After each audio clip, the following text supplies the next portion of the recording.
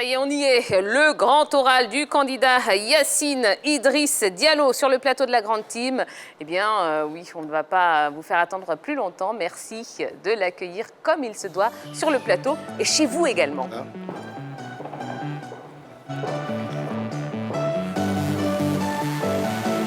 Bonsoir, monsieur. Bonsoir, madame. Asseyez-vous, je vous en prie. Bonsoir, messieurs. Bonsoir, président. Moi, ça va. Et ça va très bien, et vous. Voilà, prenez le temps. On prend la place. Voilà. Alors, monsieur Yacine Idriss Diallo, merci d'avoir accepté l'invitation. Merci d'avoir répondu favorablement à notre invitation. Soyez le bienvenu sur le plateau de la Grande Team. Merci. Alors, on dit que c'est votre grand oral, donc on va essayer de passer en revue votre programme, vos ambitions, vos motivations, évidemment. Alors, la première question que j'ai envie de vous poser, déjà, c'est comment se passe cette campagne qui a ouvert le samedi 16 avril, au lendemain de l'officialisation des candidats retenus pour cette élection. Merci pour votre invitation. Messieurs, bonsoir. Bonsoir, président. Plaisir de vous voir en face-to-face, parce qu'en général, je vous vois de l'autre côté de l'écran. Donc aujourd'hui, c'est le grand soir. Et nous donc. Vous pouvez le dire, ils sont moins bien en vrai qu'à la télé. Donc merci. La campagne, vous savez, la campagne n'a pas commencé avant-hier. La campagne, on y est depuis 2 ans. Donc avant-hier, c'est la forme officielle. Mais depuis 2 ans, on est au quotidien avec nos pairs et je pense que les choses se passent bien. Président, bravo déjà d'être venu. Parce que j'avoue que moi, j'attends aussi les autres candidats. J'aimerais bien les avoir là où vous êtes assis, là. En tout cas, félicitations. Est-ce que vous êtes serein? On dit que vous êtes l'un des grands favoris de cette compétition, pour parler en termes de sport, parce que vous avez des acquis importants dans cette association qu'on appelle la Fédération ivoirienne de football. C'est bien ça? Vous savez, dans une élection, dire qu'on est favori, ça ne veut rien dire. Mais ça existe. Ça existe, mais ça ne veut rien dire. Vous savez, il faut garder l'humilité. C'est vrai que j'ai un avantage, qui est l'avantage de l'expérience, et l'avantage d'être moi-même dirigeant de club. Donc je suis au quotidien avec les acteurs. J'ai l'avantage aussi de connaître leurs problèmes, puisque je fais partie de ces acteurs. Donc clairement, je pense que j'ai cet avantage-là. Mais dans le fond, qu'est-ce que je peux dire? La vérité, ce sera le 23, après l'élection. Donc il faut rester humble, il faut rester concentré, il faut rester appliqué. Alors, président, oui. Entre Sori Diabaté et Didier Drogba, lequel vous fait peur? Vous craignez lequel? J'ai du respect pour les deux. J'ai du respect pour les deux parce que je considère que ce sont des Ivoiriens comme moi qui ont servi le football à divers degrés comme moi et qui ont donc le droit et la légitimité de se présenter. Mais aucun d'eux ne me fait peur. J'ai du respect mais pas peur. La peur, je ne connais pas. Sinon, je ne serais pas là. D'accord. Très bien. Bon. C'est bon? L'introduction est terminée? Vous avez une question, allez-y. Je voulais juste demander au président Idriss Diallo pourquoi est-ce que sur la fiche de campagne, je ne retrouve pas le nom Yacine. Je voulais savoir. Ça dépend des affiches. Il y en a 2. Il y a une où c'est uniquement Yacine, et puis il y a une où c'est Idriss. Vous savez, c'est le charme. C'est pas que vous posiez ce genre de questions. C'est lié vraiment au teasing pour vous faire réagir. Sinon, mon nom, c'est Yacine Idriss Diallo. Bon, en tout cas, c'est réussi, puisqu'il y en a là, puisque voilà, c'était l'objectif. Donc, voilà, exactement. Allez, mesdames et messieurs, je vous rappelle que ce soir, ça se passe exclusivement sur la page Facebook. N'hésitez pas à laisser un petit commentaire ou une question, pourquoi pas, au candidat Yacine Idriss Diallo qui est avec nous jusqu'à 22h. Voilà. Alors, on va vous proposer une petite vidéo de présentation pour essayer de remettre les choses dans leur contexte. Et puis après, eh bien, on y va pour ce grand oral. Idriss Diallo, un nom qui rime avec l'une des périodes fastes du football ivoirien, contenu dans l'intervalle des années 2000 à 2010. En duo avec Jacques Anouma, celui qui se présente comme le candidat du rassemblement et du développement s'est donné la posture de gentleman du comité exécutif de l'époque avant de s'effacer en 2011 à la suite du départ de son binôme. De retour sur la scène, il entend tenir le gouvernail d'un football qu'il estime divisé et en difficulté. Et ce, en s'appuyant sur une longue expérience footballistique qui s'enracine dans ses années universitaires alors qu'il n'avait que 20 ans.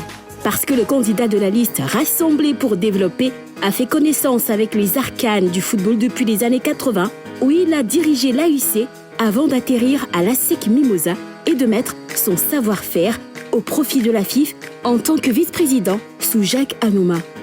C'est aujourd'hui, depuis ses habits de vice-président de l'Académie de football Diallo du Plateau, que Yacine Idriss Diallo se présente comme l'alternative pour le rayonnement du football ivoirien à travers son programme qu'il défend ce soir face à Tia et ses chroniqueurs dans la Grande Team. Alors, Monsieur Idriss Diallo, nos échanges vont s'articuler autour de 5 axes ce soir. Je vous propose tout de suite de passer à l'axe 1 qu'on a intitulé « Expérience dans le foot et motivation d'une candidature ». Évidemment, la première question, qu'est-ce qui vous a motivé, Idriss Diallo, à briguer ce fauteuil de président de la Fédération ivoirienne de football? Écoutez, c'est simple, je suis candidat parce que je suis un passionné de football. Je l'ai dit, je suis candidat parce que j'ai une expérience dont on a parlé tout à l'heure, depuis que j'ai commencé à l'AUC. Je suis candidat parce que je suis moi-même un gestionnaire aguerri. Je suis candidat parce que je pense que j'ai acquis suffisamment de compétences pour pouvoir aujourd'hui les offrir au football ivoirien. Je suis candidat aussi, comme je l'ai dit, parce que je ne suis pas issu d'une génération spontanée, ce n'est pas une candidature spontanée, c'est une candidature qui s'appuie sur un projet. J'ai une équipe que j'ai appelée la Dream Team, j'aime bien l'appeler comme ça, composée de dirigeants de clubs, de personnes de la société civile, de personnes du secteur privé, de personnes de l'administration, qui ont une passion pour le football, qui ont une expérience. Et avec eux, on a une vision. Et cette vision, on veut la partager avec nos frères aujourd'hui, dans la Fédération ivoirienne de football. Je vais enchaîner sur la question de Tia, président. 30 ans d'expérience, peut-être un peu plus. Un peu plus, oui. AUC, Oui. ASEC, Oui. Fédération, Oui. AFAD. Oui. Bon, qu'est-ce qui fait courir encore le président Idriss Diallo? Vous savez, quand vous avez eu la chance justement d'avoir ce parcours-là et justement d'avoir toutes ces expériences, il arrive à un moment que vous estimiez que vous pouvez apporter un petit plus. Je l'ai apporté au niveau des clubs, je l'ai apporté au niveau de la fédération il y a une dizaine d'années. Maintenant, je vais l'apporter en tant que chef de file de la fédération. Et justement, j'ai eu l'opportunité de voir ce qui marchait moins bien. Et je pense avoir aujourd'hui des idées, des solutions pour le football ivoirien, qui a traversé une période difficile et qui a besoin aujourd'hui de repartir sur des bases saines, dans un environnement apaisé. Et je pense être capable de l'offrir. Président, on vous a vu avec Feu Dieng Seynou, ensuite Jacques Anouma, et on s'attendait naturellement à vous voir aux côtés de votre frère défunt, le président Sidi Diallo. Mais on a constaté que dans votre longue expérience, il y a eu 10 ans qui se sont installés comme un trou, où vous avez pratiquement disparu des radars du football ivoirien. Où étiez-vous pendant ces 10 ans? C'est une affirmation erronée. Je n'ai jamais disparu. Vous savez, je suis un homme discret. Je suis un homme humble. Je suis un homme qui n'a pas besoin de la lumière. Aujourd'hui, je suis obligé d'être à la lumière parce que j'ai décidé de briguer ce poste-là. Mais simplement, pendant ces 10 dernières années, j'étais à l'AFAD, dont je suis membre fondateur, dont je suis vice-président senior. Et donc, je travaillais à l'AFAD. Et l'AFAD, pendant ces 10 ans, est restée en Ligue 1. C'est la seule équipe avec la SEC d'Abidjan qui n'est jamais descendue. Pendant ces 10 années, on a maintenu une équipe à un très bon niveau. Donc, je travaillais à l'AFAD, mais plus au plan fédéral. Voilà. Et c'est donc aujourd'hui, je reviens pour la fédération. Donc, il faut rectifier. Je n'ai jamais disparu. Sauf que j'étais là discrètement. Président, oui. Vous avez été discret pendant 10 ans. Oui. Les Ivoiriens ont dû le constater parce qu'ils ne vous voyaient nulle part, mais vous vous occupiez de l'AFAD. Mais aujourd'hui, que vous êtes devant la nation, est-ce que vous pouvez nous dire aujourd'hui si vous avez oublié ce qui vous a fait partir ou bien si vous avez ça encore sur le cœur? Je vous rappelle les faits. Au Novotel, en 2010, la conférence des présidents des fédérations, dirigée par Salif Bictogo, avec à ses côtés Maître Journien, Ginette Rose, Karim Diabagaté. On fait pression sur Jacques Anouma à propos de la régie qui soutirait des pourcentages sur les contrats des éléphants. Et c'est après cette pression où Anouma s'est même mis à genoux devant ces présidents de club-là, ils sont encore là, que vous êtes parti. Est-ce que vous avez oublié ou est-ce que vous avez ça encore au travers de la gorge? Monsieur San, ne parlez pas de ce que vous ne savez pas. Étiez-vous là en 2010? C'est vrai ce que j'ai dit ou pas? Étiez-vous là en 2010? C'est vrai ou pas? Je suis journaliste. Non, ce que vous dites est faux. Ah bon? Oui, totalement faux. Vous avancez des contre-vérités. En 2010, les présidents ont posé un problème au Novotel, effectivement. C'est vrai? Jacques leur a expliqué ce qui était là. Laissez-le parler. Soyons patients. Vous savez, on a le temps. 1h30. Soyez tranquille. 90 minutes. Il ne faut pas être excité, il faut être calme. Non, posé. pas du tout. Voilà, d'accord? Vous Impatient, avez mais- posé un problème, acceptez que je m'en explique, dans le respect. Oui. Merci. Donc vous avez parlé de choses que vous ignorez parce que vous n'étiez pas là. Moi, j'étais là. Des présidents de clubs qui sont là aujourd'hui, que vous citez, auraient posé un problème. Aujourd'hui, ces présidents de clubs sont avec qui? Ils sont avec moi. Vous pensez que si le problème dont vous parlez était un problème réel, ils auraient été avec moi? Ils ont posé un problème parce qu'ils ne comprenaient pas le fonctionnement d'une entité. Cette entité, c'est l'existence d'une régie. Cette régie est une régie qui s'appelait Espace Image Régie, qui a signé un contrat.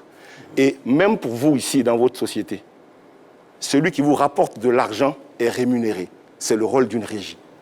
Donc Jacques Lelaire a expliqué, Jacques ne s'est jamais mis à genoux.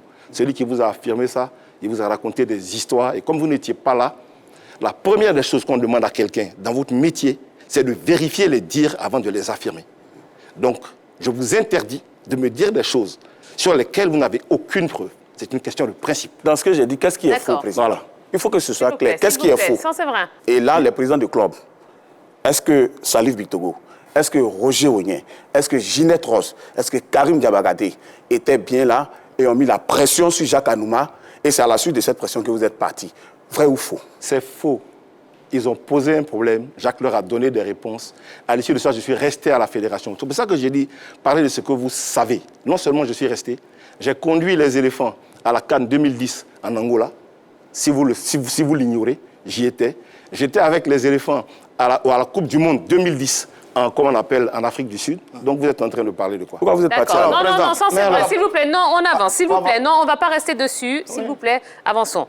Alors, Président, c'est vrai que, bon, on le dit depuis tout à l'heure, hein, vous êtes dans le milieu depuis de longues années. Qu'est-ce que vous pensez avoir acquis ou emmagasiné pendant tout ce temps et qui ferait aujourd'hui votre force pour briguer ce fauteuil? Je vais vous répondre. Mais vous savez, on est sur un plateau et on a toute la nation qui nous regarde. Je suis un homme de principe. Celui qui n'a aucune preuve sur ce qu'il affirme ne doit pas en parler en termes de journalisme. Ce sont des valeurs minimum en journalisme. Je ne peux pas admettre donc que monsieur affirme des choses qui sont fausses dans le but de perturber la perception des gens. Je ne l'accepterai jamais. J'ai un honneur, s'il vous plaît. Je ne m'adresse pas à vous, je m'adresse à celle qui dirige l'émission. D'accord. S'il vous plaît. Donc, il faut que les choses soient bien claires. Très bien. Je reviens maintenant à votre question. Donc, j'ai justement eu le temps, en club, avec l'ASEC, avec l'AFAD, d'avoir une expérience. J'ai eu le temps, en équipe, avec la fédération, d'avoir une expérience, de savoir ce qui marchait moins bien. On a eu une époque ici où les éléphants faisaient rêver. Cette époque correspondait à ce que je peux appeler l'âge de fleurs. Même l'âge d'or. L'âge d'or. Même l'âge d'or. Voilà, hein, avec Jacques Anouma. Mais on l'a eu pourquoi? On l'a eu parce que déjà, au plan national, je l'ai dit, on avait des équipes du championnat local qui étaient de qualité. Donc l'équipe était constituée à la base des académiciens sur lesquels on a greffé des joueurs venus de l'étranger dans une harmonie qu'on a essayé de mettre en place. On a eu à cette époque-là des maisons, des sociétés qui nous ont fait confiance parce qu'on leur a présenté notre projet. Ces sociétés nous ont accompagnés. Et d'ailleurs, je suis content d'être ici parce qu'Éric Ossiri peut être un témoin parce qu'il est de chez vous. C'est à cette époque-là que nous avons révélé Éric Ossiri dans ce qu'il a su faire avec les éléphants. Donc on a fait ce travail-là, on a eu une expérience. Je suis parti en 2011. Je suis parti en 2011 pour des raisons très simples. Jacques Anouma est parti. Sidi Diallo a été élu. Sidi Diallo, qui est mon... Nous avons le même patronyme, mais nous ne sommes pas frères de sang. Mais par contre, c'est un frère de la vie, parce que nous avons ensemble créé l'Académie de football Amadou Diallo, dont on parle, qui porte le nom de feu son frère, Amadou Diallo. Nous avons créé ensemble cette académie. En 2011, quand il est venu, il a mis en place un comité exécutif, dont je ne fais pas partie. Est-ce que je peux forcer? Il ne m'a pas appelé, donc il n'a pas eu besoin de moi. Donc je suis allé m'occuper de mon club. Alors, Président, quand vous parlez de vos acquis, c'est bien. Vous citez très souvent quelques bons moments à la SEC Mimosa et puis quelques bons moments au sein de la Fédération ivoirienne de football. J'ai envie de dire, est-ce que vous avez raison de citer ces deux exemples-là particulièrement? Ce n'est pas un problème de raison. Elle a demandé le parcours. Elle a demandé ce que j'ai acquis. Je vous ai dit ce que j'ai acquis. Mais quand on cite ce qu'on a acquis, on cite ce qui a marché. Ce qui a moins bien marché, c'est ce qu'on appelle les leçons. On en apprend. Donc je ne vais pas revenir sur ce qui a moins bien marché. Alors, Oui. Président, tout à l'heure, le ton a semblé monter. mais j'espère qu'il va rester très bas. La FAD est un club ivoirien qui est jeune par rapport à la SEC, c'est vrai, mais avec lequel vous avez passé ces 10 dernières années, comme vous l'avez dit. Est-ce que les Ivoiriens peuvent avoir une idée, sans nommer les sociétés peut-être, une idée de ce que la FAD engrange comme sponsoring par an pour quelqu'un qui a passé 10 ans dans l'ombre à ne travailler que sur ce club? Alors, vous voulez parler de la FAD ou nous parlons du projet de la Fédération ivoirienne de football? J'ai bien dit la FAD. D'accord. Tout le monde a entendu. OK. Donc, vous m'interrogez parce que je suis le vice-président de la FAD, oui, pour savoir les ressources de la qui FAD. avait passé 10 ans dans l'ombre à gérer la FAD. Alors moi, je vous inviterai à notre procès à l'Assemblée générale pour que vous puissiez voir ce que nous avons pu mettre en œuvre. Si je n'ai Nous pas venons le temps, de signer. vous me dites. Non, du tout. On vient de signer là un partenariat Non, avec la mairie du plateau. Monsieur Sanséverin, S'il vous il est plaît, là comme vous posez des candidat, questions. à la Parce présidence que de la non, parce que vous allez. fédération. Mais je vais lui donner les Voilà. réponses. Hein. Nous venons de signer un partenariat avec la mairie du plateau. Vous n'étiez pas là? Si, si. Ah, c'est dommage. Donc pourquoi vous me posez 100 la question? millions. Bon, voilà. Donc ça vient d'où? Donc c'est le seul partenariat que la FAD. Pendant 10 ans, c'est Donc le vous seul avez partenariat la de la FAD. réponse. S'il vous Vous plaît. avez la réponse et puis S'il vous vous posez plaît. la question. C'est le seul partenariat de la FAD en 10 Non, ans. mais vous avez demandé un exemple. Je vous en ai D'accord. donné. Alors, président, la prochaine allez. fois, il viendra la prochaine AG. Moi, au moins, j'ai un club. Il viendra Et la moi, prochaine au moins, AG. mon club fait des recettes. Moi, vous voulez parler Allez. de qui? De vous. Voilà, très bien. Je suis journaliste. Avançons, Je s'il suis vous plaît, journaliste. messieurs. Merci. Merci. Alors, Tia, je voulais juste répondre sur quelque non, chose. non, on ne rebondit pas, on avance. non, le C'est vrai, président- s'il vous plaît. Non, la ne m'obligez création pas de à la sortir mon carton rouge. Pardon. Ce serait La dommage. création de la Allez, FAD. Président, Ce serait dommage d'être éjecté du plateau, Monsieur Sanséverin. Merci beaucoup. Non, Alors, non, Monsieur Idriss Diallo. Tia, ne vous en faites pas. Laissez-le s'exprimer parce qu'il est en mission. Laissez-le finir sa Non, mission. personne président, en mission. Si, Non. c'est en mission. Allez, s'il vous Président. plaît. Monsieur Sanséverin a mis sur les réseaux sociaux une image que j'ai vue. Le face-à-face aura lieu entre Idriss Diallo et moi. D'accord. Vous l'avez mis ou pas? journaliste. Voilà. Oui, mais alors, donc Eh vous ben, êtes voilà. à un face-à-face. Allez, s'il vous plaît. Donc moi, je suis pas, vous n'êtes pas candidat comme moi. Président, soyez D'accord. zen. Donc, soyez je zen. suis totalement zen. S'il vous plaît. Allez, monsieur Idriss Diallo. Si votre longue expérience dans le milieu du football semble être un véritable avantage, hein, est-ce que vous comprenez déjà que certaines voix disent ou puissent penser que, bon, vous avez fait vos preuves, qu'est-ce que vous avez de plus à apporter aujourd'hui que vous ne l'avez pas fait durant toutes ces années? Est-ce que vous entendez déjà ça? Ah, totalement, totalement. Vous savez, moi, je suis totalement ouvert. Tout le monde peut avoir son opinion. Mais ce qui importe pour moi, c'est ma conviction. Moi, j'ai la conviction d'avoir la possibilité aujourd'hui, à l'instant T, je ne l'aurais pas eu il y a 5 ans, je ne l'aurais pas eu il y a 10 ans. À l'instant T, je suis convaincu d'avoir la capacité, avec l'équipe qui est autour de moi, que je vous ai présentée, que j'ai appelée la Dream Team. Vous avez vu les personnes qui sont avec moi, je ne veux pas revenir là-dessus. Sur ma On liste, reviendra dessus. sur ma liste, vous inquiétez verrez, pas. voilà. Donc, ce sont des gens avec qui j'ai conçu un projet, avec lesquels j'ai une vision. Oui. Je ne les avais pas avec moi, autour de moi, il y a 5 ans. Je n'aurais pas pu. Aujourd'hui, je pense que je peux. Donc, le fait d'avoir cette expérience, pour moi, c'est un plus. Ça ne devrait Est-ce pas que être c'est un problème. essentiel vraiment pour la conduite d'une fédération? Je pense que, regardez dans le monde entier, regardez comment se passent les élections. Regardez qui sont à la tête des fédérations. Dites-moi, qui est arrivé à la fédération sans avoir eu une expérience de club, sans avoir eu une expérience à un certain niveau, dans certaines responsabilités? Dites-moi, ça n'existe pas. C'est un parcours. Ce qu'il faut comprendre, c'est qu'on n'arrive pas en haut de la pyramide par le haut. On ne vous emmène pas en avion, là. Vous, par le bas, vous gravissez les échelons. C'est ce que j'ai fait, en toute humilité. Alors, président. Non, attendez, ne monopolisez. Oh, monsieur Sanséverin, s'il vous plaît. Un mot Allez, pour la parole, finalement. S'il vous plaît, merci. Jean-Philippe Auria, allez-y. Président, je vous ai écouté assez catholiquement, pour ne pas dire religieusement. J'aimerais savoir à partir de quel moment vous avez eu ce déclic qui vous a dit c'est le moment, il faut que j'y aille pour être candidat. Écoutez, c'est depuis... J'ai commencé à y réfléchir depuis 2018, quand j'ai vu les gros conflits qu'il y avait dans le milieu du football.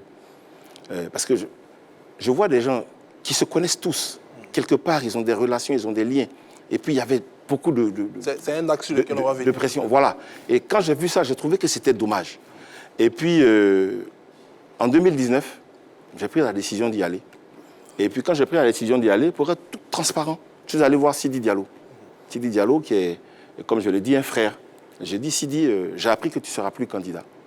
Et si tu n'es plus candidat, moi, je vais me présenter. Par contre, si tu es candidat, je n'irai jamais contre toi, parce que je ne vais jamais aller contre mon frère. Et il m'a dit, effectivement, qu'il ne serait plus candidat. Et donc, c'est à partir de là Parce que je ne vous cache pas que quelques années auparavant, j'ai quelques amis déjà qui me disaient il faut qu'on y aille. Je leur ai dit je ne me présenterai jamais contre Sidi, par principe. Et donc, dès lors que Sidi m'a dit qu'il n'était plus candidat, donc l'idée a pris forme avec donc l'équipe dont je vous ai parlé pour pouvoir apporter notre contribution. Mais il faut bien comprendre que nous ne sommes pas, j'insiste, nous ne sommes pas des hommes providentiels. On vient essayer d'apporter notre contribution au football ivoirien. Et on a des idées pour le faire. Alors, président, allez, dernière question concernant cet On peut trahir axe. le secret des dieux.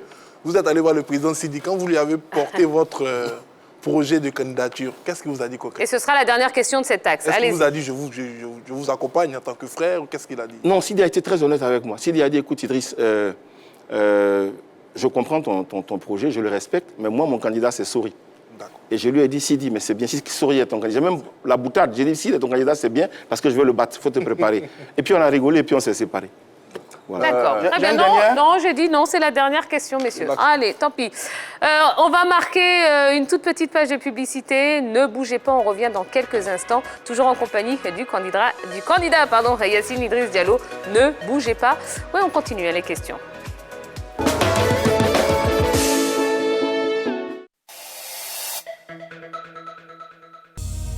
Ce gosse est un diamant. Mais entre mes mains, il deviendra le joyau de... Il le frappe en pleine tête, il va le finir! Je ne t'ai pas élevé pour que tu sois grossier. L'honneur! Voilà! Ne tourne pas à la mine. J'ai entendu dire que tu as beaucoup de talent. Et je vois déjà la star en toi. Alexandre n'aurait jamais imaginé que son propre démon le transformerait en une légende immortelle.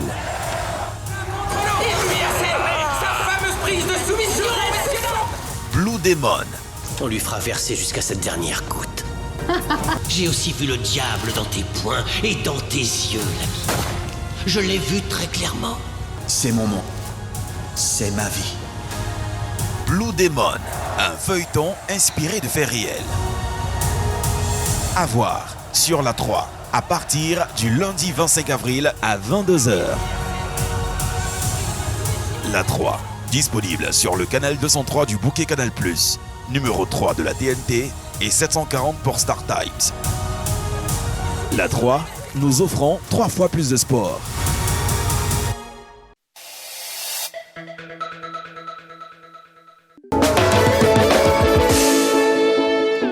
Nous sommes de retour sur le plateau de la Grande Team ce soir. Eh bien, nous prenons beaucoup de plaisir à recevoir l'un des 3 candidats au fauteuil de président de la Fédération ivoirienne de football. Monsieur Yacine Idriss Diallo est avec nous. Bon, ça va, ça se passe bien. Très bien. C'est chaud, hein, le début, mais... Non, vous savez, chez nous, on dit, nous, on est des guerriers, ça, c'est rien, ça. C'est très bien, c'est très bien.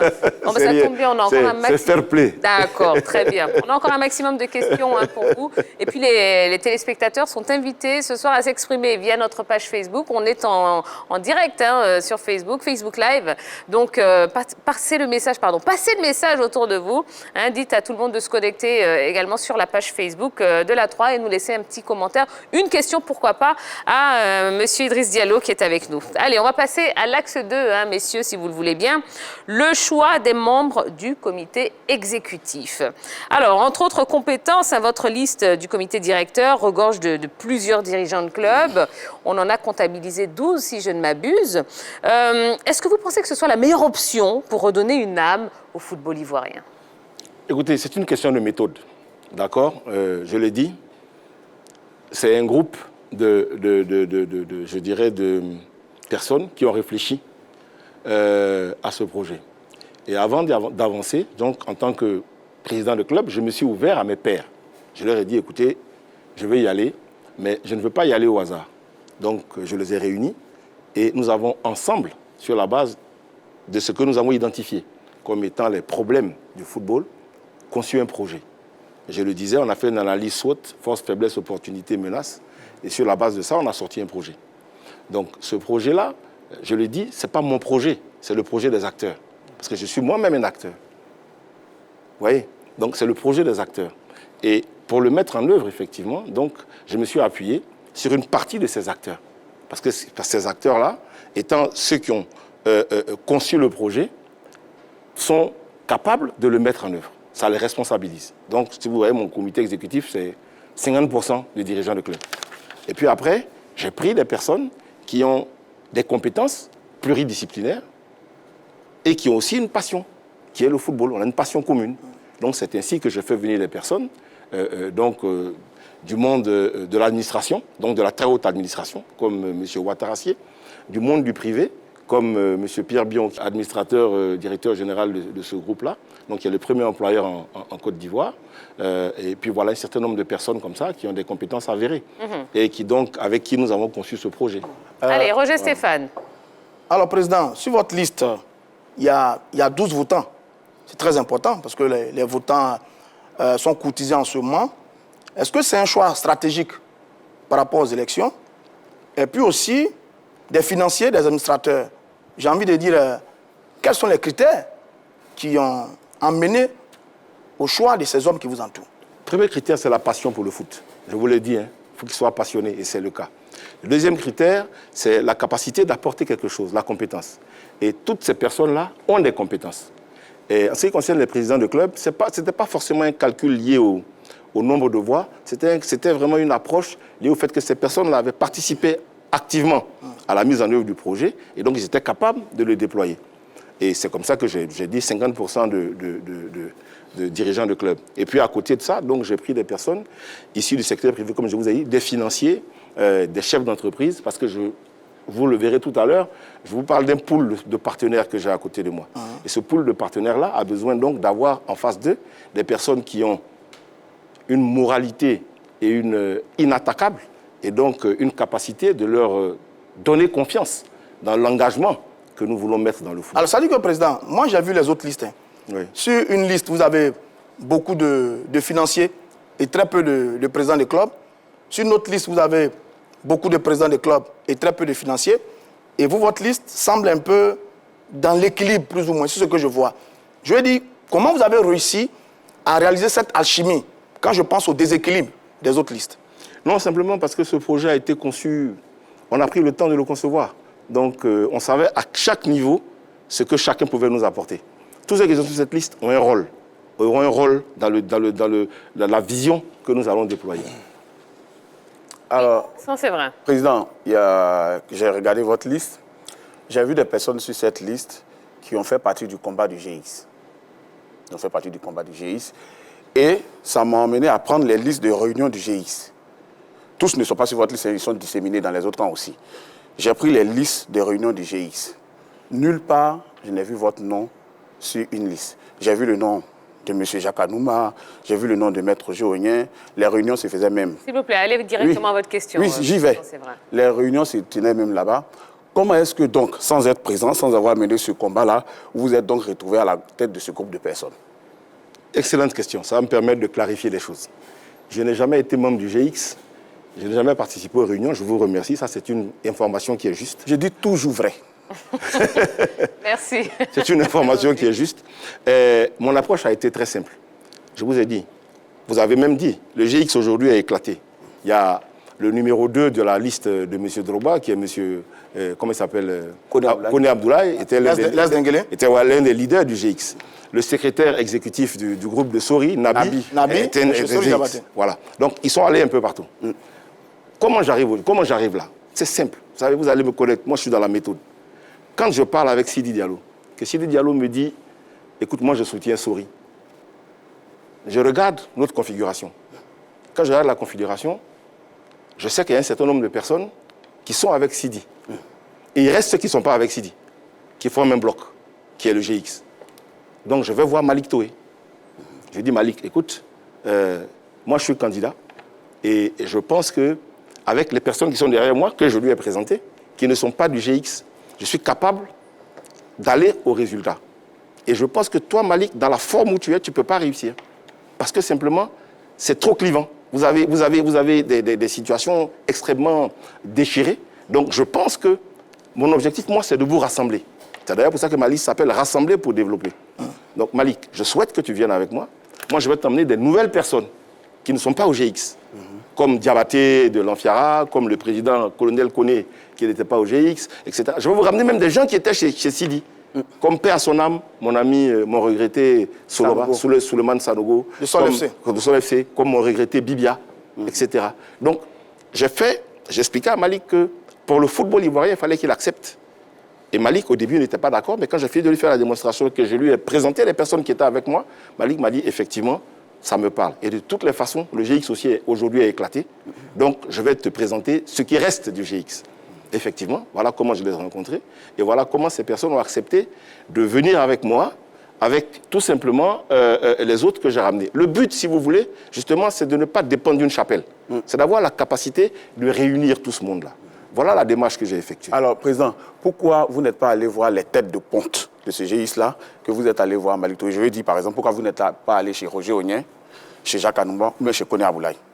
Alors, je ne suis pas allé chez Roger Onyen parce que je n'ai jamais vu Roger en tant que leader du GX. Roger, c'est le président de la SEC. Même s'il était dans le GX. Voilà. Moi, je suis de la SEC aussi à l'origine. Donc, l'idée, là, voilà. Celui qui était la tête de proue du GX, c'était Malik. Voilà. Je pense que si vous étiez là aussi, vous l'avez vu. Bien sûr. Alors, Président, vous parlez de choix de vos amis. Le groupe se forme, mais je constate aussi que vous avez aussi quelques amis de longue date dedans. Je peux me tromper. Hein? Ah, bien sûr. Vous êtes des amis de longue date. Malik Touré, par exemple. Oui. Roger Onyen. Oui. Le Ouattarazier. Oui. Le DG des impôts perd la parafiscalité à l'époque. Oui. À l'époque, quand vous perdez la parafiscalité. Oui, mais ça c'est. D'accord, Roger Stéphane, allez-y. Un peu de discipline. Oui, sans ces principes. Ouattarazier perd la parafiscalité du temps où vous étiez à la Fédération de football. Donc, des amis aussi sont avec vous. Est-ce que ça aussi, ça comptait pour s'embarquer dans une aventure comme celle de briguer la Fédération de football? Mais totalement. Si vous n'avez pas une équipe, je vous assure, hein, celui qui vient à la fédération en pensant qu'il est, je sais pas moi, il a la solution à tous les problèmes, je ne sais pas comment il va s'arranger. Hein. Il faut une équipe. Il faut avoir l'humilité de savoir que vous ne pouvez pas diriger seul. Il faut une équipe, mais une équipe solide. Une équipe que vous choisissez par rapport tout simplement aux compétences de chacun. Et c'est ce que j'ai fait. J'ai choisi une équipe multidisciplinaire avec des compétences qui sont complémentaires. Jean-Philippe Oria. Président, je dirais une petite ouverture sur le cas GX. On sait que le GX est né de problèmes qui ont été posés par certains présidents de club.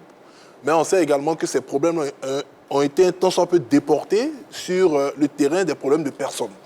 En tant que, je ne voulais pas dire, vous n'êtes pas leader du GX, mais en tant qu'aujourd'hui, la personne qui est partie vers le GX ayant constaté qu'il y avait un groupe qui était derrière le président Sidi Diallo, est-ce que vous avez mené des actions auprès du président Sidi ou auprès de ceux qui le suivaient pour essayer de créer déjà, ramener déjà cette paix au sein de la famille du football avant même d'essayer de concrétiser ça dans un projet de gouvernance? L'avantage que j'ai, c'est que vous pouvez demander à toutes les chapelles, je n'ai de conflit avec personne. J'ai de conflit avec personne. Je suis quelqu'un, par définition, qui a une éducation qui s'appuie sur les valeurs du dialogue. Moi, je suis un enfant de la génération Oufoué. On nous a appris que c'est le dialogue qui règle tous les problèmes. La violence n'a jamais rien réglé.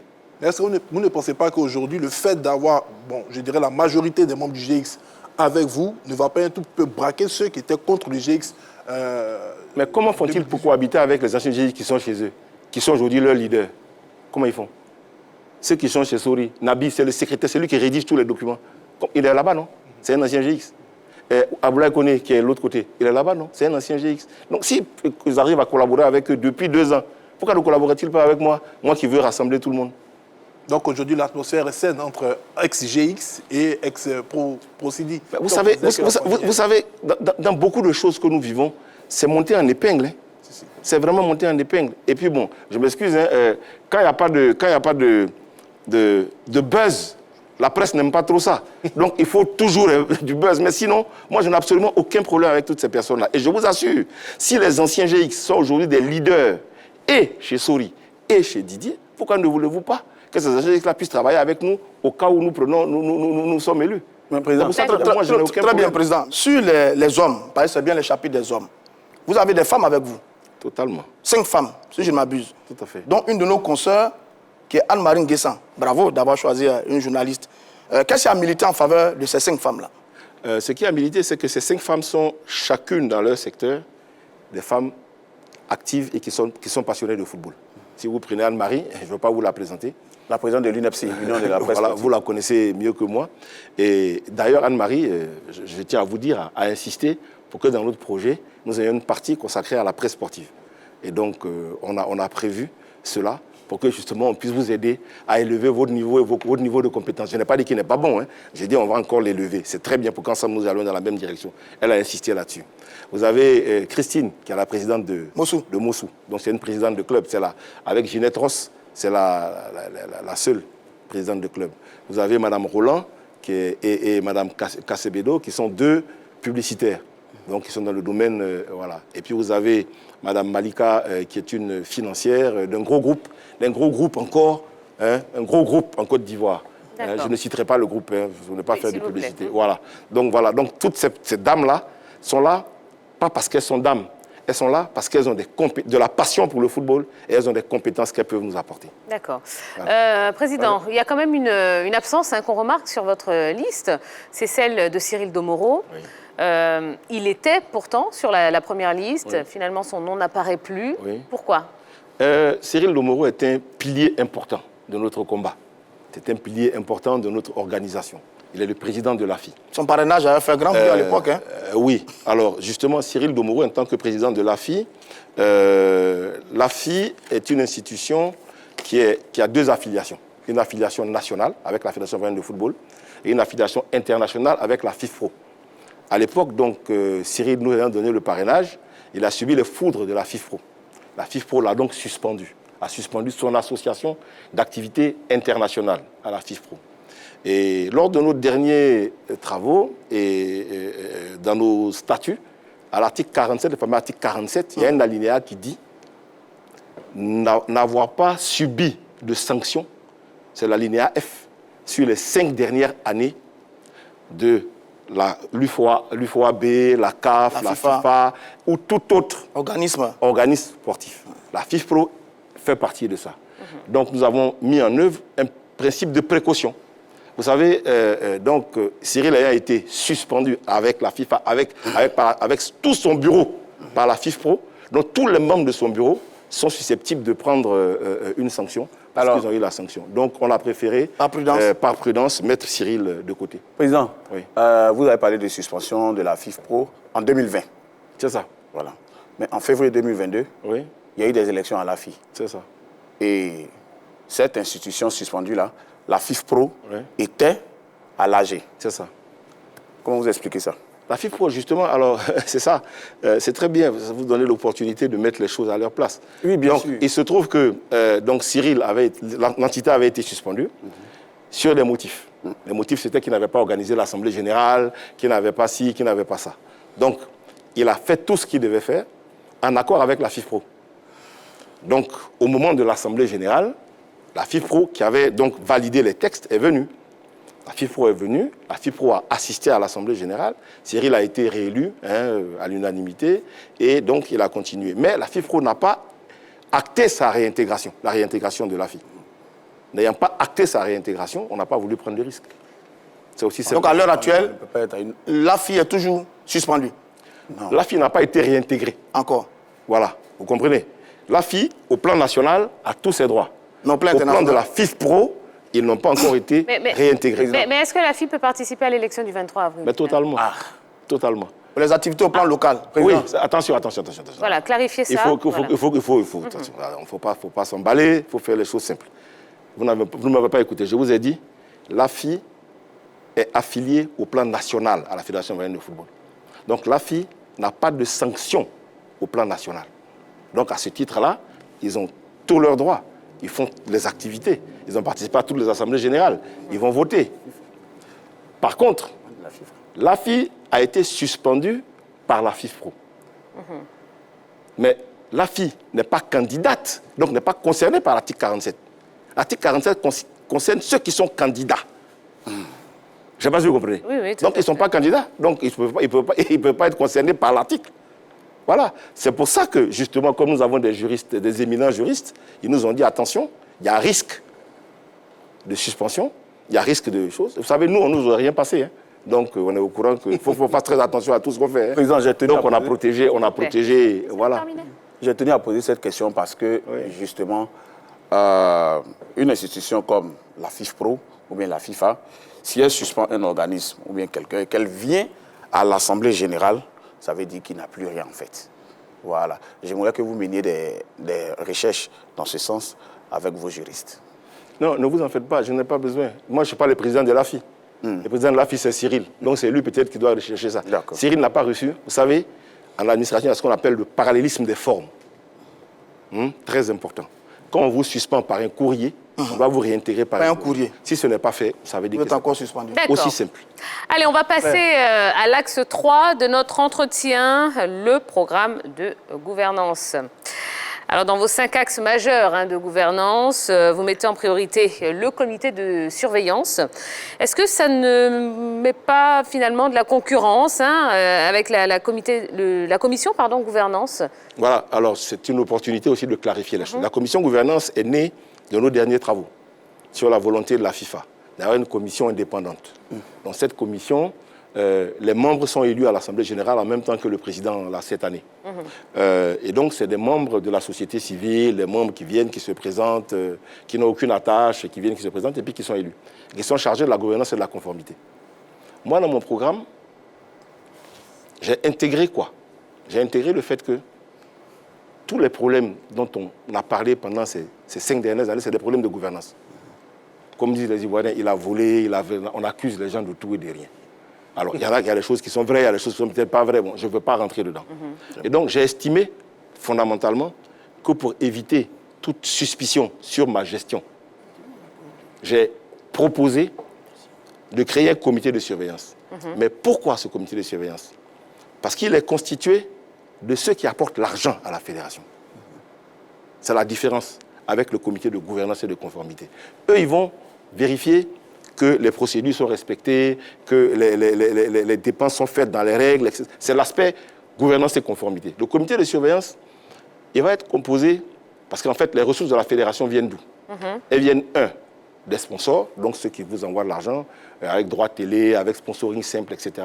Elles viennent, 2, de la parafiscalité, qui est donc qui vient de l'État. Donc, c'est les 2 sources les plus importantes.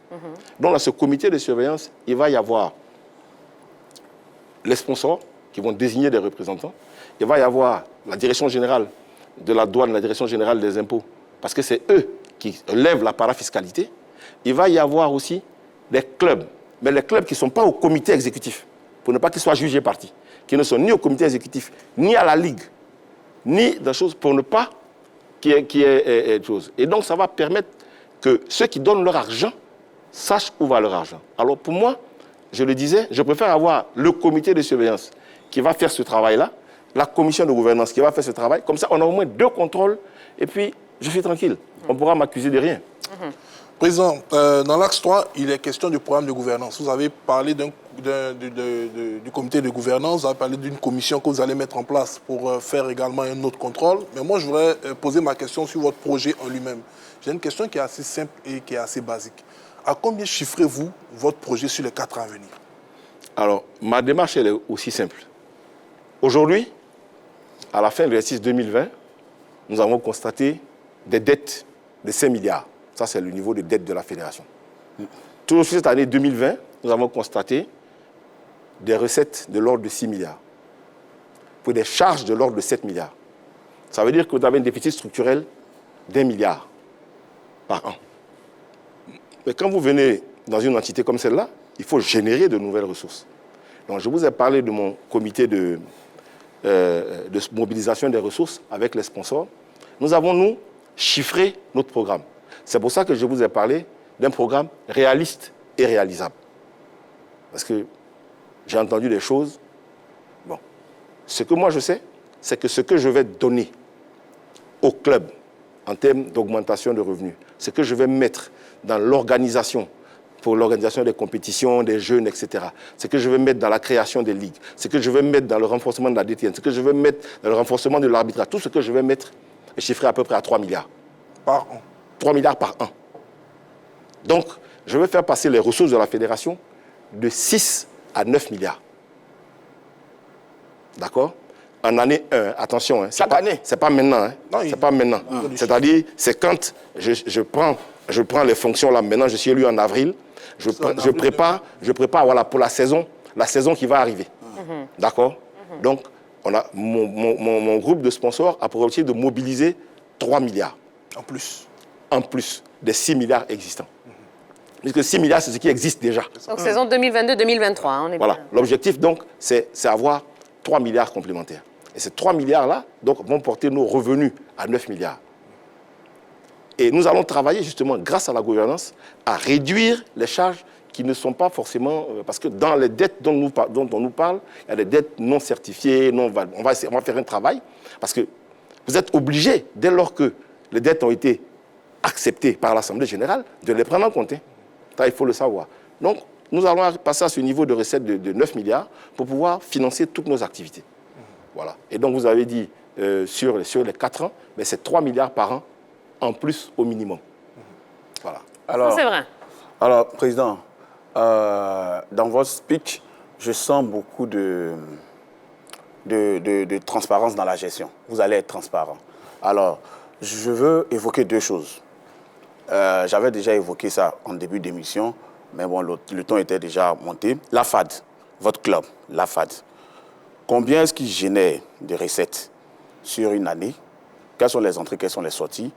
Et, rappelez-vous, quand vous étiez premier vice-président chargé du sponsoring de la Fédération ivoirienne de football, vous avez demandé à une structure de la place de trouver des sponsors pour les éléphants. Et elle a trouvé une société de téléphonie mobile. Combien est-ce qu'elle percevait, cette société-là, pour que vous soyez transparent face aux Ivoiriens? J'avoue que je suis un peu surpris par votre fixation sur la FAD, d'abord, parce que je ne suis pas venu ici pour parler de la FAD. Ça, il faut bien qu'on comprenne. Ce n'est pas la FAD qui est l'objet de ma présence là. Si on fait une émission consacrée à la FAD, je pourrais vous rentrer dans les détails de la FAD. Maintenant, vous parlez d'une société qui était là. Oui, c'est une régie. La régie a une rémunération qui est basée sur la base de 15% des revenus. Donc, allez demander au compte que nous avons fait il y a 10 ans, parce que j'ai quitté la fédération il y a 10 ans. Vous aurez, les bilans sont là. Hein. Les bilans sont là, les quitus des différentes assemblées, tout est là. Donc, vous pourrez aller vous renseigner, mais je n'ai pas ça en tête. Hein. Ce n'était pas l'objet de ma présence ici. D'accord. Donc, je ne suis pas allé chercher. Alors, pour rester collé à l'actualité, qui est donc l'élection à la Fédération ivoirienne de football et la bonne gouvernance, vous voulez faire passer le budget de 6 milliards à 9 milliards. Donc une plus-value de 3 milliards. Je tique un peu, Président. Parce que sur les autres programmes, il y a un candidat qui dit 48 milliards sur les 4 ans. Dit son nom. Dont 12 milliards par an. Et un autre a des chiffres un peu plus élevés. Et vous n'avez que 3 milliards, Président. C'est vrai qu'on parlait de programme réaliste et réalisable, c'est très bien, mais 3 milliards, j'ai le sentiment que c'est peu pour emmener la Fédération ivoirienne de football. Encore excellente question. Vous savez, je vous ai dit que je suis une personne sérieuse. Ce que je ne peux pas faire, je ne dis pas. Une entité qui, pendant 10 ans, n'a pu avoir que 6 milliards par an.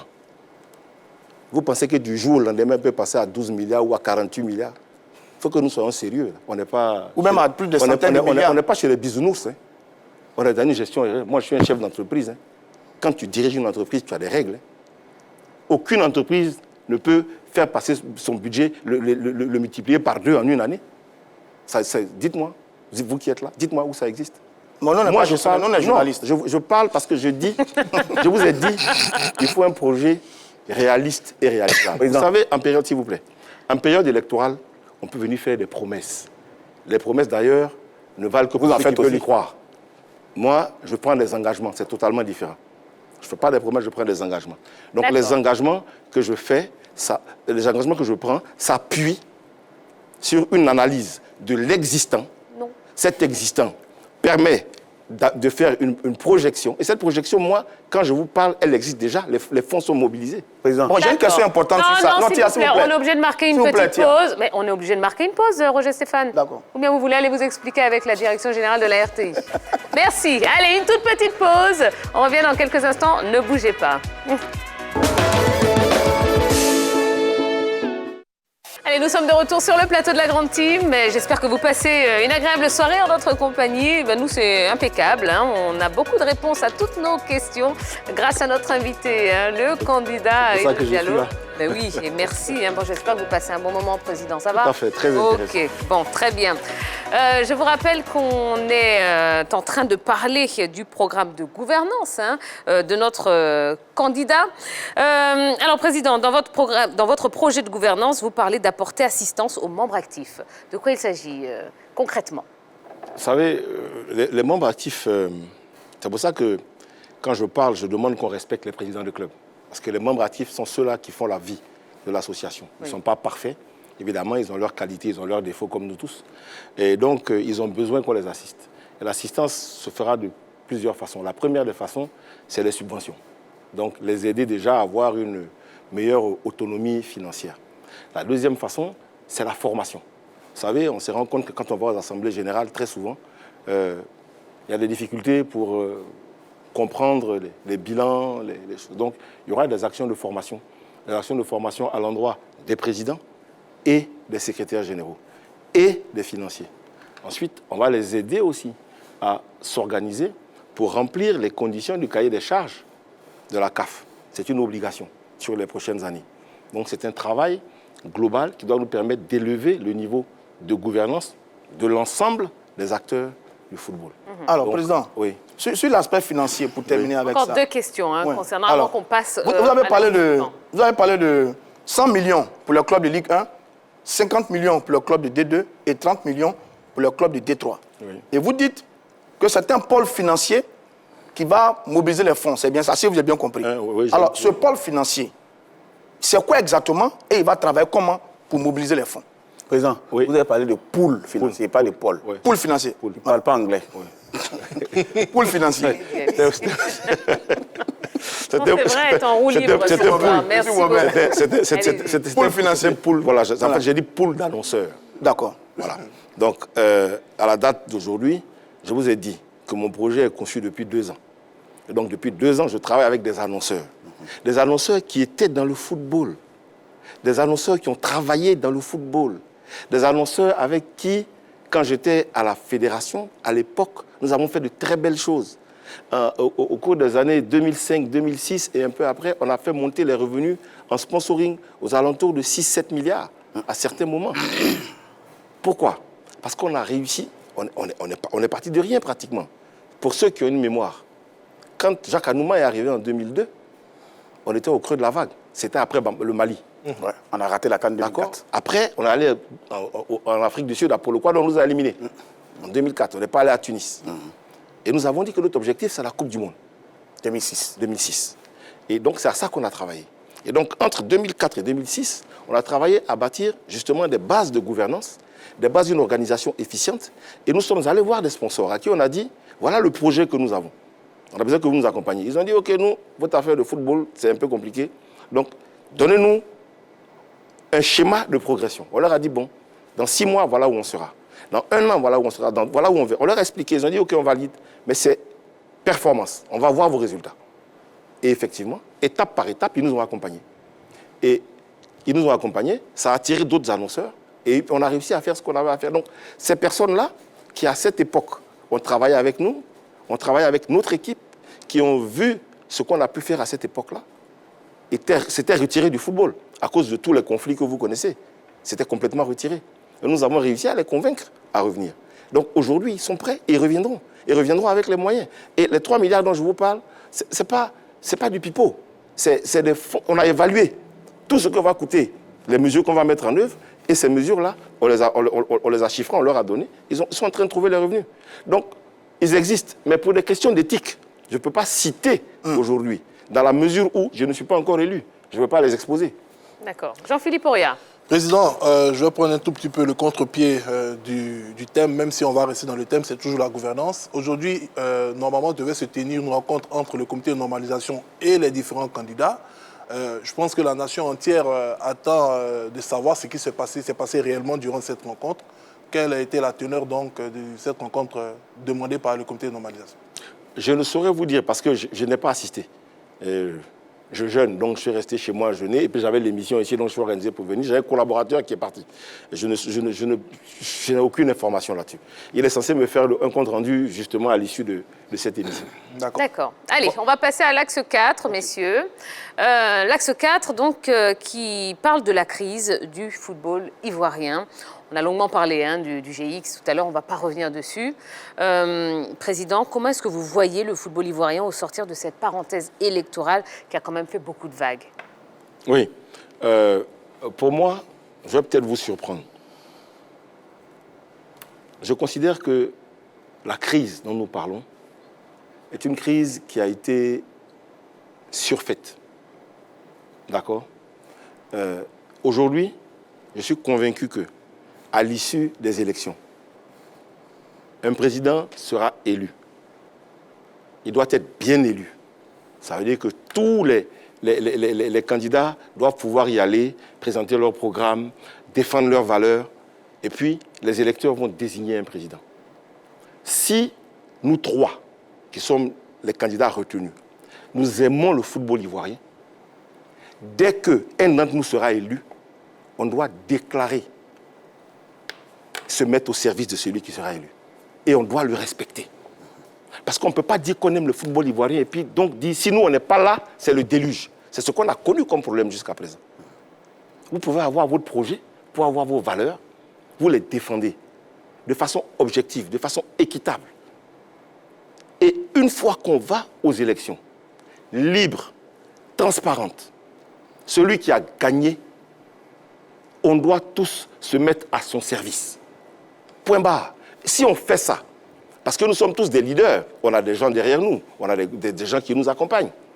Si nous-mêmes, les leaders, nous montrons la bonne voie, nous montrons le bon exemple, il n'y a pas de raison que ça ne marche pas. Ça, c'est vrai. Alors, Président, vous avez dit tout à l'heure, au début de l'émission, que vous n'étiez pas partie prenante dans le conflit avec le GX. Votre club LAFAD était partie prenante. Est-ce qu'il y avait des clivages en ce moment-là dans la direction de l'AFAD? Ça, c'est un.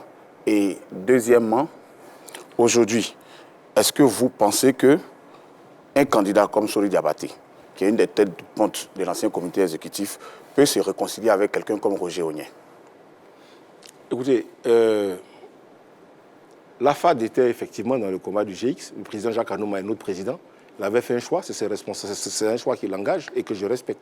Moi, quand je suis collaborateur d'un président, quand il prend une décision qu'on a discuté, une fois qu'il a pris la décision, je l'accompagne. Donc je n'ai aucun problème avec ça. Donc vous étiez partie prenante? Je n'étais pas partie prenante du GX. Voilà. Maintenant, en ce qui concerne Sori Diabaté et Roger Ognet, mais vous pensez que Sori Diabaté peut vouloir diriger le football ivoirien s'il ne parle pas, s'entend pas à Roger Ognet? Il ne dirigera jamais le football ivoirien. Pourquoi? Mais parce que nous sommes tous des Ivoiriens. Et en tant qu'Ivoiriens, on est tous des dirigeants de club. On doit être capable de se parler et de se pardonner. Et je pense que Sori, si aujourd'hui il a l'ambition de diriger la fédération, c'est parce qu'en lui-même, il sait qu'il doit parler avec Roger et même ceux qui étaient contre lui. Ce n'est que comme ça qu'on peut avancer. Est-ce que vous en avez parlé avec lui? Comme vous dites, entre candidats, vous parlez. Est-ce que vous en avez parlé avec lui? Non, on n'en a pas parlé. D'accord. Voilà. D'accord. Alors, président, Stéphane, allez-y. bon, ils ont longuement parlé du GX. À votre avis, quel est le sens réel de la crise actuelle que nous vivons? Il y a beaucoup de commentaires qui ont été faits et des choses qui ont été dites. Quel est le sens réel de la crise que nous vivons aujourd'hui depuis 2020? Et deuxièmement, pourquoi il y a tant de mépris pour les acteurs du football ivoirien, notamment les dirigeants? Bon, ce qu'on vit là aujourd'hui, c'est une crise du processus électoral. Hein. C'est parce qu'il y a eu un problème dans le processus électoral que nous sommes ici 2 ans après. Et donc, dès lors que ça a éclaté le processus électoral, mais à partir de ce moment-là, vous avez vu comment ça s'est passé. Hein. On est sorti de l'environnement sportif pour aller dans la cité. Hein. Et donc, une fois qu'on va dans la cité, le football, c'est passionnel. Et étant passionnel, avec les nouveaux moyens de communication que sont les réseaux sociaux, donc ça s'accélère. Ça s'accélère. Donc moi, je pense que c'est pour ça que je dis que, en réalité, la passion est plus hors des 81 électeurs que dans les 81. La passion est à l'extérieur. Président, en 2020... Le deuxième volet de ma question. En 2020, Le deuxième volet de ma question. Le deuxième volet de ma question. D'accord, S'il vous d'accord. plaît. S'il vous plaît, le deuxième volet de ma question. Merci. Voilà. Le deuxième volet, Voilà. le mépris pour les dirigeants de club. Je pense que c'est un mépris qui est lié à ce que je peux appeler l'ignorance. J'ai appelé la dernière fois tous ceux qui sont intéressés par le football. Je les ai appelés à venir avec nous dans le football. Je les invite à prendre des clubs des districts, des clubs régionaux, de venir dans leur ville, accompagner le club de leur ville, participer à la vie du club. Vous savez, quand vous avez fait ça une fois, vous avez du respect pour ceux qui font ça. Mais évidemment, ceux qui ne font pas ça, ils ne réagissent que par rapport à ce qu'ils pensent connaître. Mais vous savez, il n'y a rien de pire que l'ignorance. Quand tu ne connais pas quelque chose, tu as des jugements péremptoires.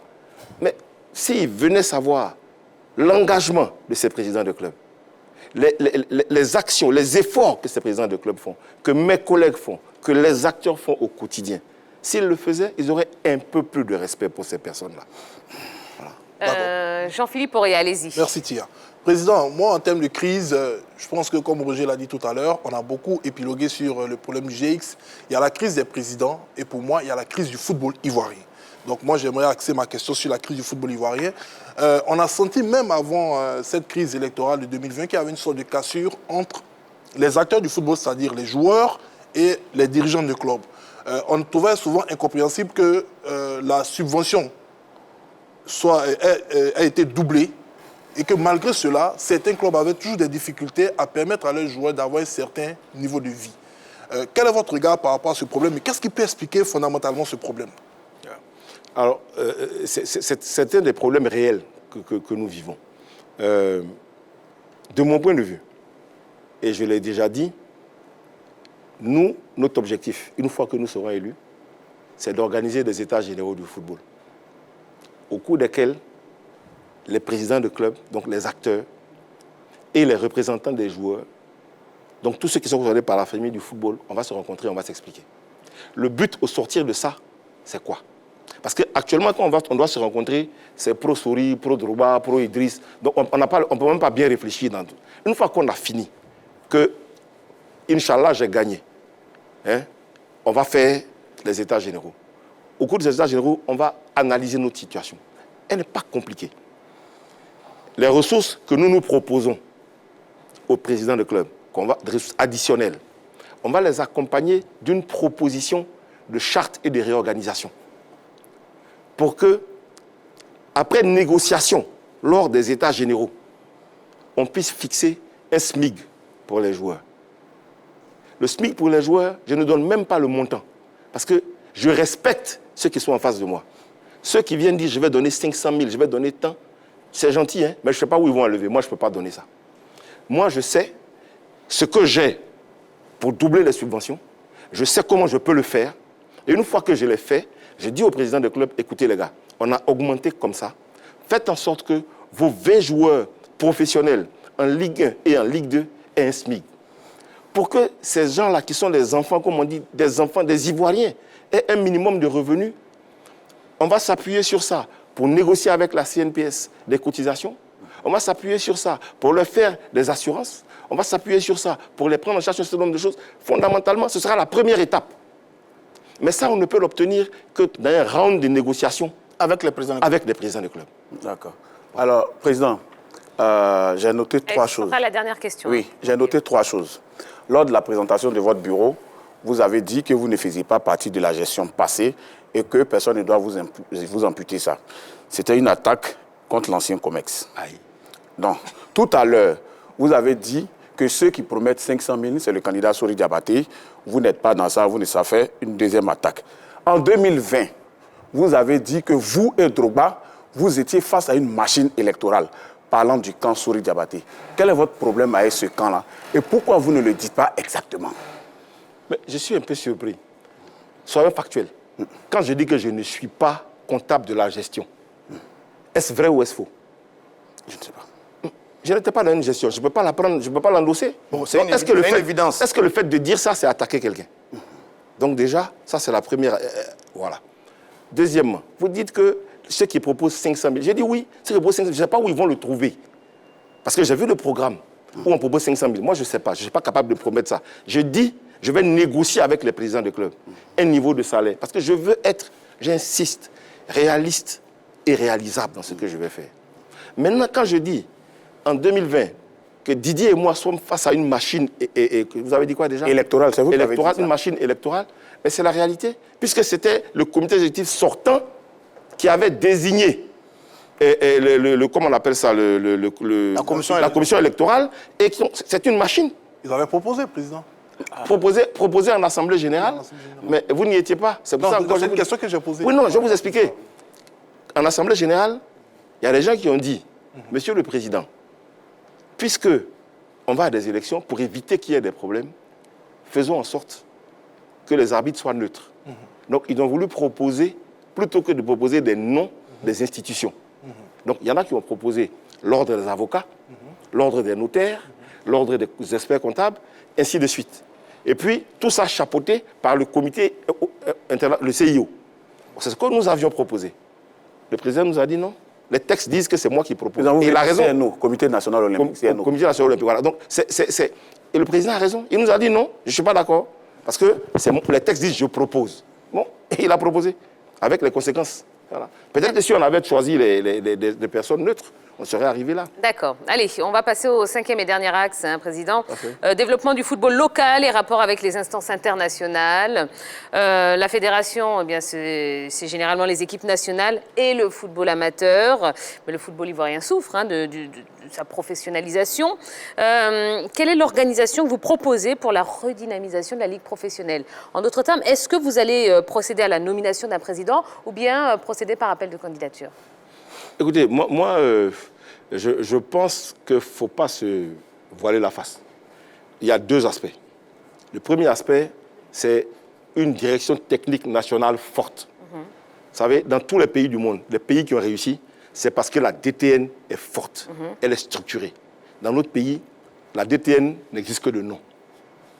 Donc, nous allons lancer un appel à candidature pour recruter un DTN compétent, qui aura pour objectif de mettre en place une politique de développement du football avec d'abord le football des jeunes. Ça fait plus de 5 ans qu'on n'a plus de compétition de jeunes. Ça fait plus de 5 ans qu'on ne joue qu'à Abidjan. Donc nous allons réveiller les ligues régionales, elles sont 12. On va leur donner des moyens, j'ai même parlé de 20 millions par ligue régionale.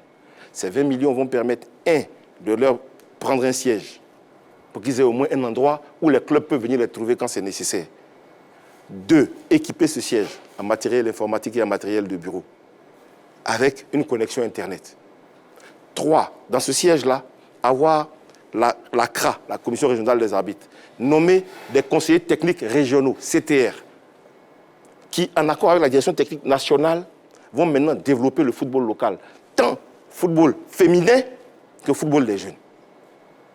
Et puis, ils vont permettre l'organisation des compétitions pour les clubs de district et de ligue, de régionaux, qui n'ont pas joué depuis je ne sais pas combien de temps. Donc, on va faire ça. Ça, c'est l'aspect général. Football amateur. Football amateur. C'est ça. Parce que c'est ça qui nous manque énormément. Parce que, vous savez, il y a des joueurs... tout à l'heure, je parlais avec un de mes amis dirigeants.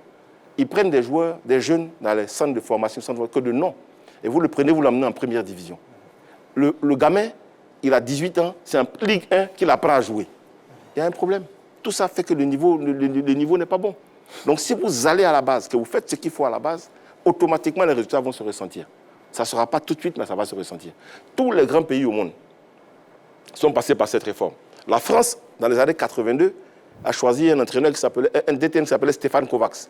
C'était un Hollandais qui a révolutionné le football français. C'est après ça que les résultats ont été obtenus. Ça va être pareil un peu partout. Et puis, au niveau des ligues, évidemment, vous avez demandé si non, je choisirai un président de ligue. Je ne ferai pas un appel à candidature. Je choisirai un président de la ligue. Parce que la ligue professionnelle, pour l'instant, elle n'est professionnelle que de nom. Donc, on va en choisir un et avec lui, nous allons chercher les moyens de renforcer l'autonomie de ces ligues-là. Vous parlez de la rendre autonome. Vous parlez de la rendre autonome, la Ligue. On va chercher les moyens pour renforcer l'autonomie. Pour l'instant, elle n'est pas autonome. D'accord. Merci Roger Stéphane, merci. Allez, Président, dernière question. La FIF donc, a eu quelques petits soucis avec la FIFA à la faveur de ce processus électoral. Est-ce que vous n'avez pas peur que ça impacte négativement le cours de notre football après coup? Je n'en ai pas peur. Parce que la FIFA, c'est la fêtière des fédérations. Je pense que la FIF a traversé une grosse crise. Une crise dans laquelle la FIFA a aussi sa responsabilité, avec l'instauration du comité de normalisation, sur la base d'analyses qu'ils ont eu à faire. Donc, dès qu'un président aura été élu sous l'égide de la commission électorale, qu'est le comité de normalisation, que ce président-là aura les habits du président élu, la FIFA le recevra à bras ouverts. Je pense que la FIFA n'a pas de problème avec ça. Et la Côte d'Ivoire est un grand pays. C'est un pays important dans le football africain. Nous devons de travailler pour retrouver la place de leader que nous avions il y a quelques années. Et une fois qu'on fera ça, on sera accepté partout. Il n'y a pas de raison qu'il y ait des problèmes avec la FIFA ou la CAF. D'accord. Voilà. Très bien. Eh bien, ça y est, merci. Déjà? Ben oui, c'est déjà fini. Oh, Ça ouais, allait ben trop oui. vite.